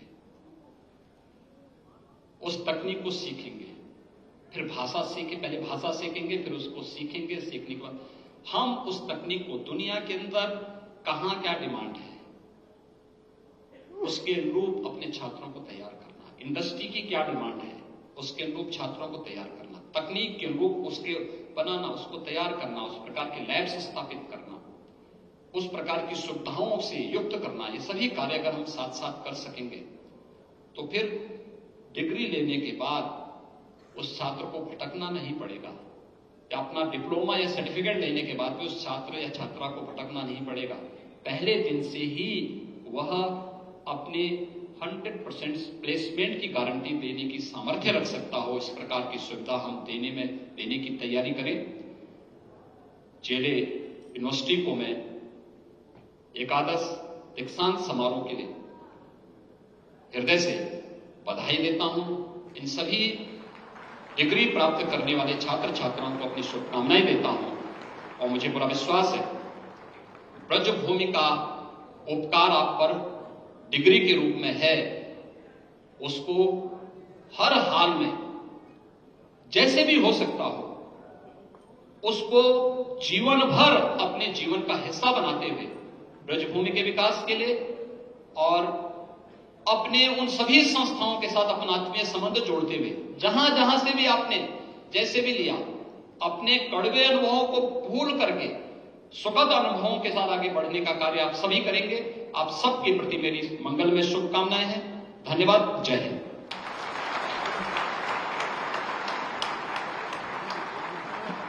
माननीय मुख्यमंत्री जी, आपका आभार मैं कैसे व्यक्त करूं। बहुत कुछ कहा जा सकता है, दीक्षांत संबोधन दिया, लेकिन आपके पास अभी समय का अभाव है। मैं केवल इतना ही कह सकूंगा कि ये दीक्षांत संबोधन तो था ही, लेकिन मुझे लगता है जो बच्चे अपनी नई संसार में प्रवेश कर रहे हैं और हमारी जो फैकल्टी है उसके लिए दीक्षा आरंभ संबोधन भी है। तो ये न केवल दीक्षांत संबोधन है, ये दीक्षा आरंभ संबोधन भी है। सभागार में उपस्थित आमंत्रित अतिथिगण, उपाधिकर्ता, देवियों और सज्जनों, मुख्य अतिथि माननीय मुख्यमंत्री जी को एवं हमारे विशिष्ट अतिथि श्री योगेंद्र उपाध्याय जी को एक अन्य महत्वपूर्ण कार्यक्रम से शीघ्र ही आगरा प्रस्थान करना है। इस कारण वे माननीय कुलपति द्वारा मंच पर उपाधि प्राप्तकर्ताओं को उपाधि देते समय उपस्थित नहीं रह सकेंगे। मेरा माननीय कुलाधिपति एवं विशिष्ट अतिथि से विनम्र अनुरोध है कि वे मुख्य अतिथि महोदय के प्रस्थान के उपरांत प्रस्थान बिंदु से आकर उपाधि प्राप्तकर्ताओं के उत्साहवर्धन हेतु अपना आसन पुनः ग्रहण कर अनुग्रहित करेंगे। इससे पहले मैं चाहता हूं कि प्रेम और आदर का प्रतीक स्मृति चिन्ह हम भेंट करें। मैं जीएलए के मुख्य वित्त अधिकारी श्री विवेक अग्रवाल जी को आमंत्रित करता हूं कि वे आए और हमारे माननीय विशिष्ट अतिथि श्री योगेंद्र उपाध्याय जी को स्मृति चिन्ह भेंट करें। श्री विवेक अग्रवाल जी।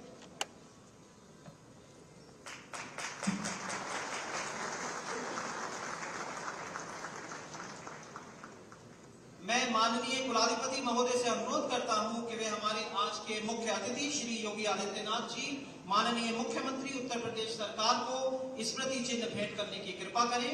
मैं विश्वविद्यालय के मुख्य कार्यकारी अधिकारी श्री नीरज अग्रवाल एवं मुख्य वित्त अधिकारी श्री विवेक अग्रवाल जी से निवेदन करता हूं कि वे स्मृति चिन्ह लेकर मंच पर आए। हम सभी माननीय मुख्यमंत्री जी का हृदय से आभार करते हैं कि उन्होंने अपने व्यस्ततम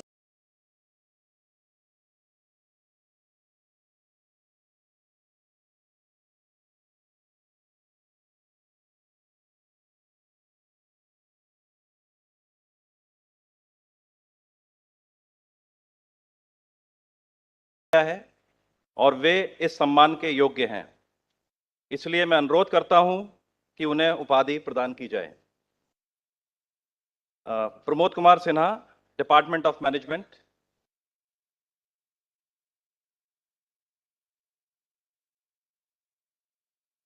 Praveen Mittal, computer science and engineering.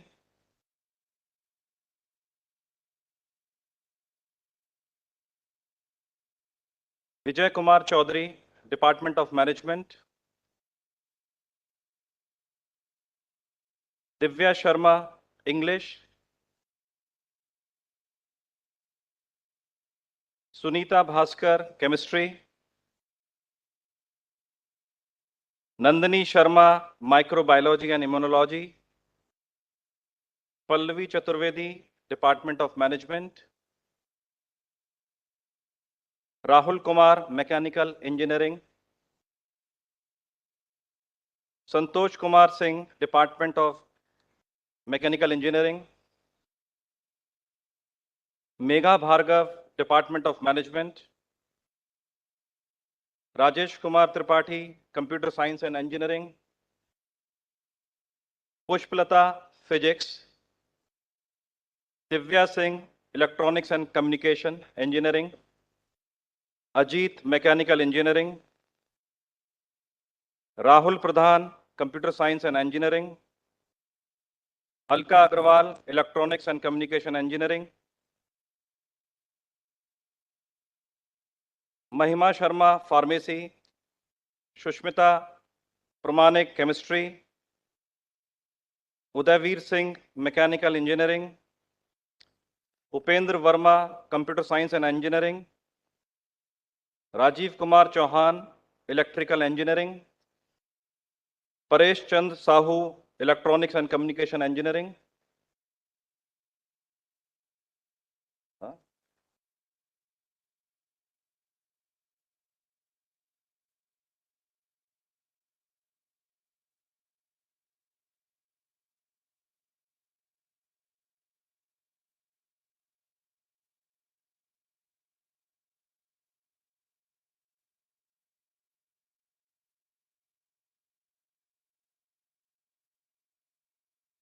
Shalini Kumari, pharmacy.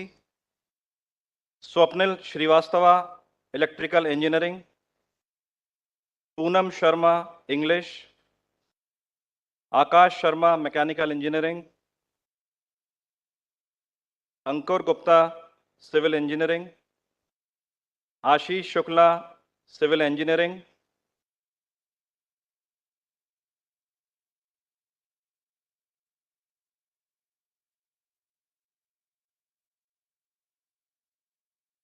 Pankaj Kumar Singh, mechanical engineering. Neeraj, education. Priyanka Jain, English. Smriti Sahu, pharmacy.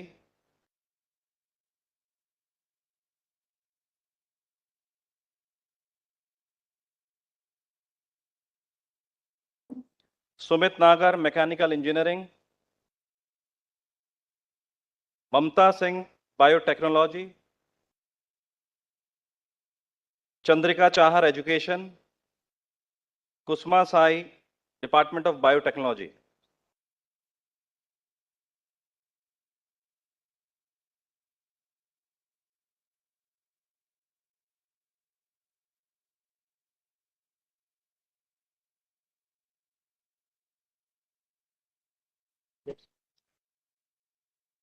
श्रीमान, मैं आपके सामने वर्ष 2022 के विभिन्न पाठ्यक्रमों के लिए 2646 अभ्यर्थियों को प्रस्तुत करता हूं, जिनमें वे शामिल हैं जो नहीं आ सके लेकिन उनका नाम उपाधि सूची पत्र में प्रदर्शित है। उनकी जांच की गई है, उनके शैक्षणिक क्षमताओं की प्रमाणित किया गया है और वे इस उपाधि के लिए योग्य पाए गए हैं। इसलिए मैं अनुरोध करता हूं कि उन्हें उपाधि प्रदान की जाए। MTech civil engineering, specialisation transport engineering. MTech civil engineering, structural engineering.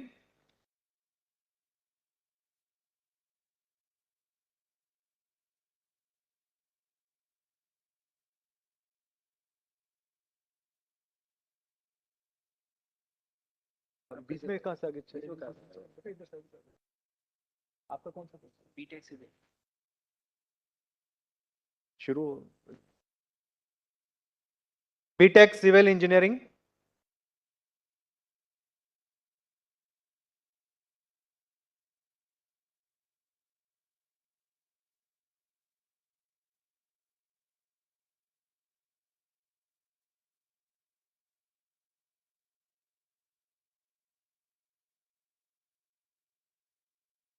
MTech electrical engineering.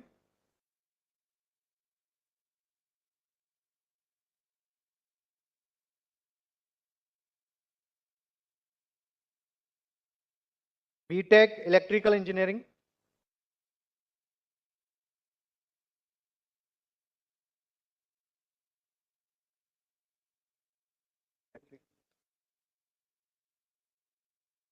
अभी जाओ जाओ।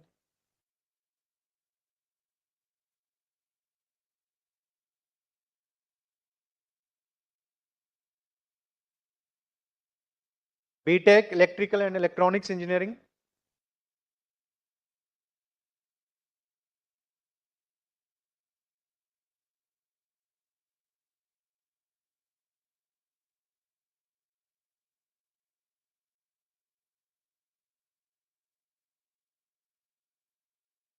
MTech mechanical engineering.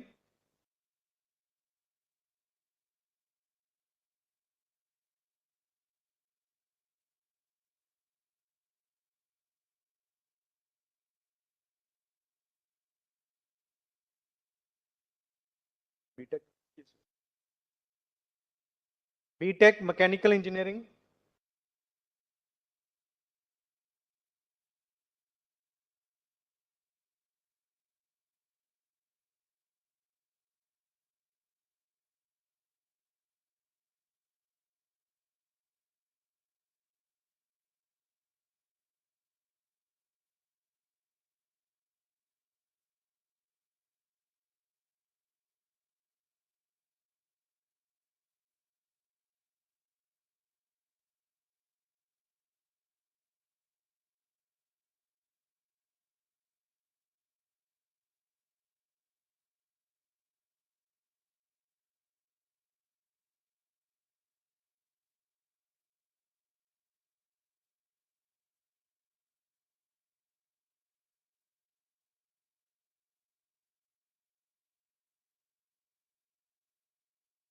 MTech electronics and communication engineering.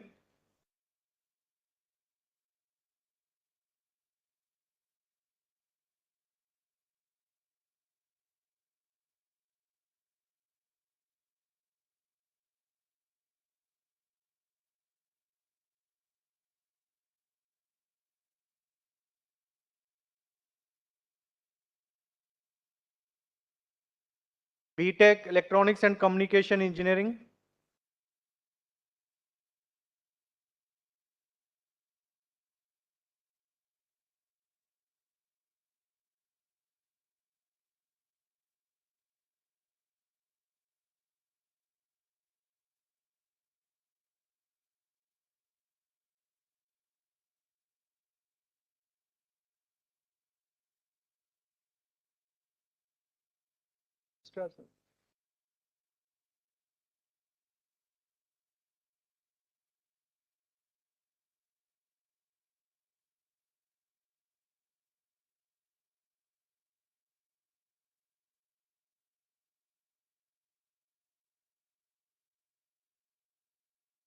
Computer science.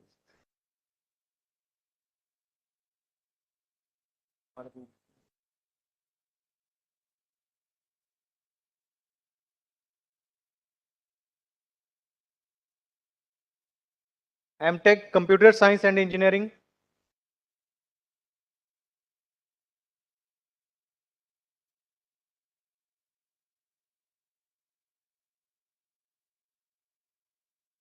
हाँ हाँ आओ, जल्दी आओ।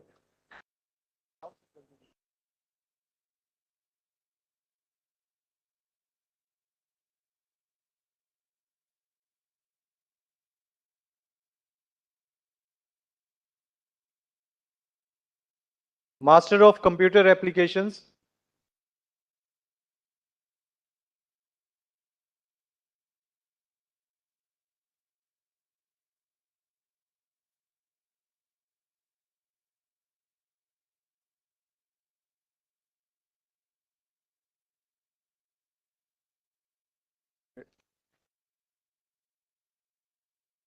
हटवा दिया नाम बिल्कुल रिलेट हो रहा था। नाम क्या मतलब है? अरे सर नाम होता मेरे तो नाम से भी होता तो कम से कम वो कहाँ गया ले गए। चलो चलो मैं तो मुझे करेंगे मुझे सब नहीं हो पाया। अरे वो सिक्योरिटी गार्ड जाना ओएसडी को एग्जाम क्या करें?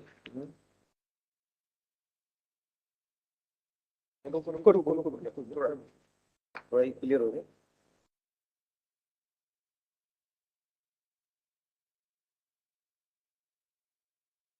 बोले कि नहीं ज्यादा भीड़ हो गया ना। हाँ ठीक है थोड़ा गैप करके चलना है रुको कितनी बना के चलना।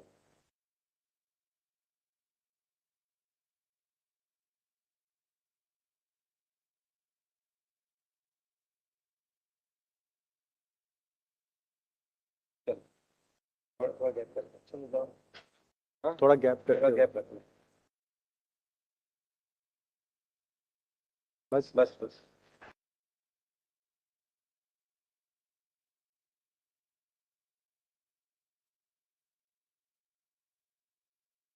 रुक के रुको रुक गैप देके।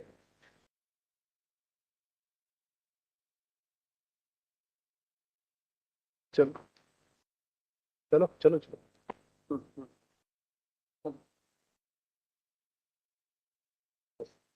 ऐसे गैप रखना एकदम। बस अब आगे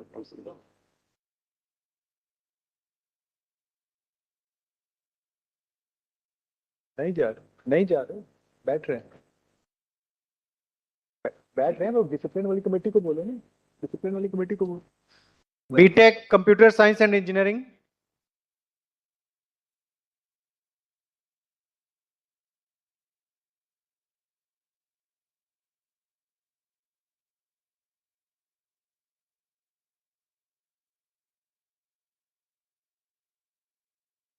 थोड़ा गैप देके चलो यार, बहुत तेज तेज फोटो पे कैसे स्मार्ट।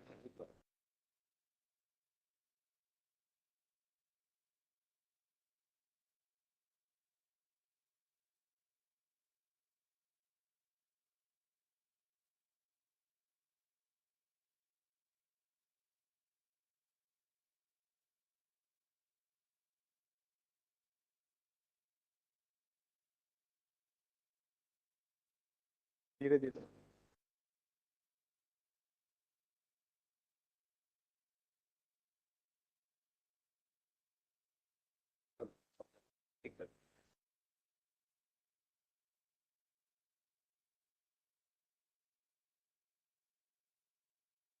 रुक रुक जा बेटा, दोस्ती यहाँ भी कर रहा है। यहाँ भी तो फोटो बात कर रहे हैं।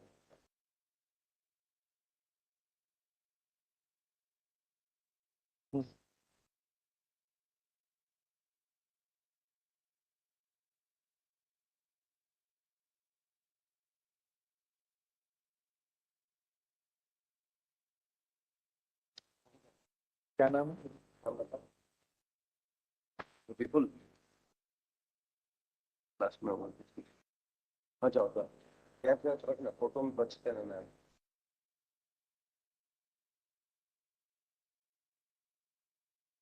पहचाने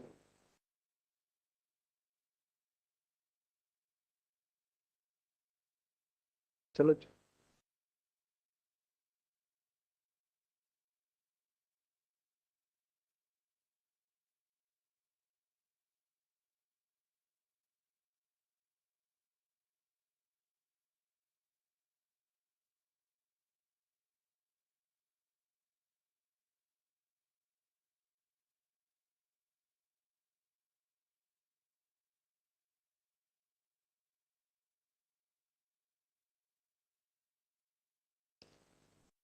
लगाया मुझे। अब जाओ अब जाओ, सही है। वो करना है वहाँ, नहीं रुक जाओ रुको। चलो चलो चलो।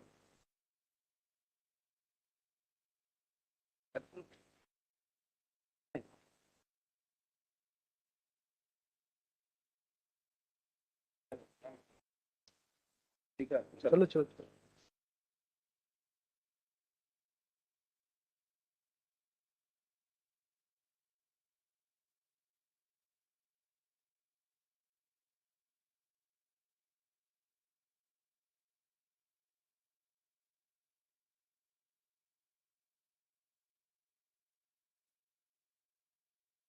चलो चलो है ना, बैठने के लिए बैठने के लिए। उपाधि प्राप्त करता डिग्री प्राप्त करने के बाद कृपया अपने स्थान पर वापस बैठ जाएं।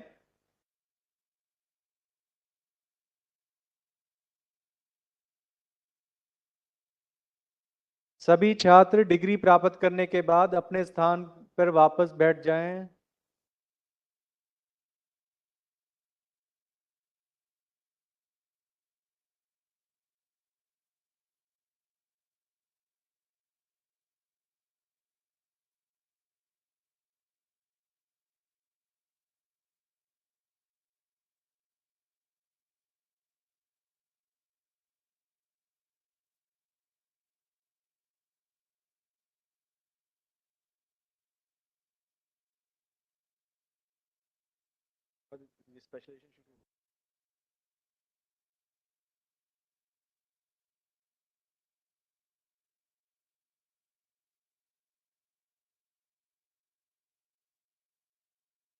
बस रुको रुको रुको रुको रुक जाओ यार।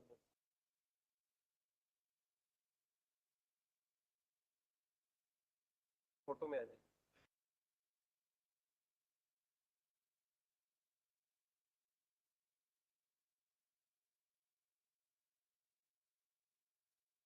गैप ना करो,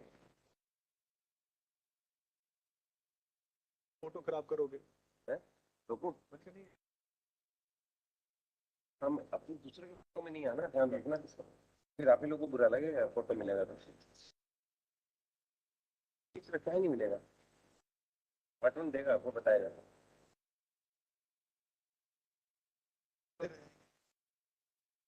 ढूंढना पड़ेगा और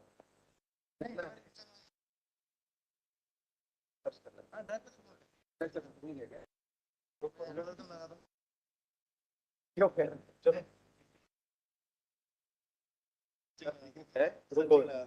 रुक जाओ, गैप करके रहना, गैप करके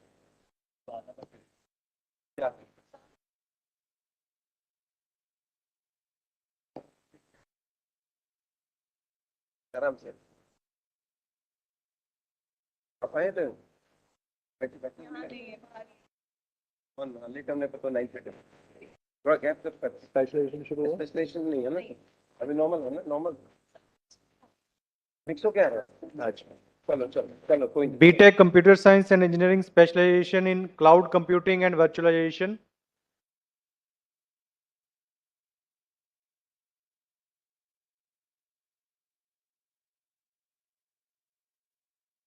बेटर जाने की जरूरत, वो देखो उधर लाइन है, निकल जाए तब गैप रखना है। B Tech computer science and engineering specialisation in data analytics. चलो चलो आगे बढ़ो।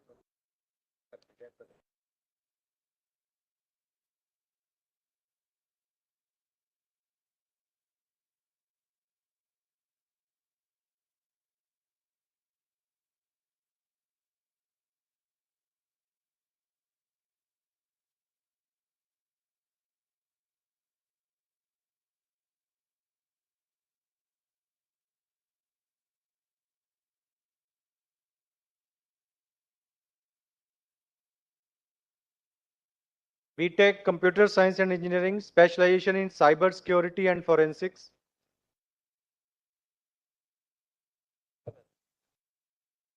सभी उपाधि प्राप्तकर्ताओं से अनुरोध है कि वे शांति बनाए रखें और अपने अपने नियत स्थान पर बैठ जाएं।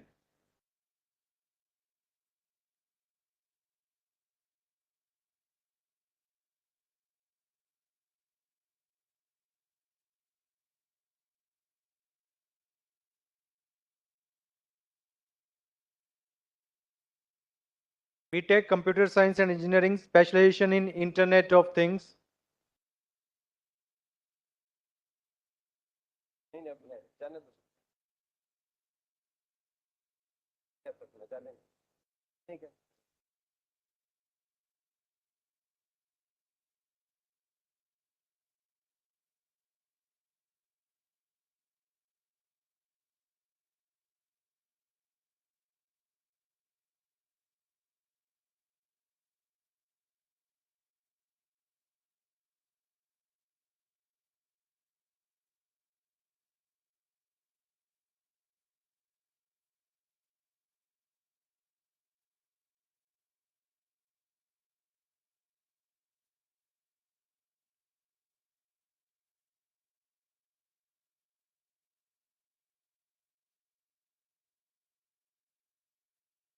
नहीं गैप रख, गैप रख, नहीं गैप पे रहना।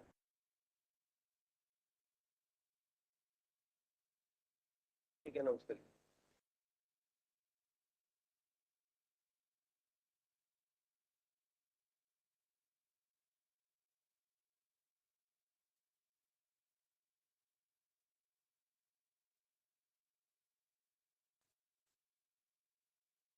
Bachelor of computer applications.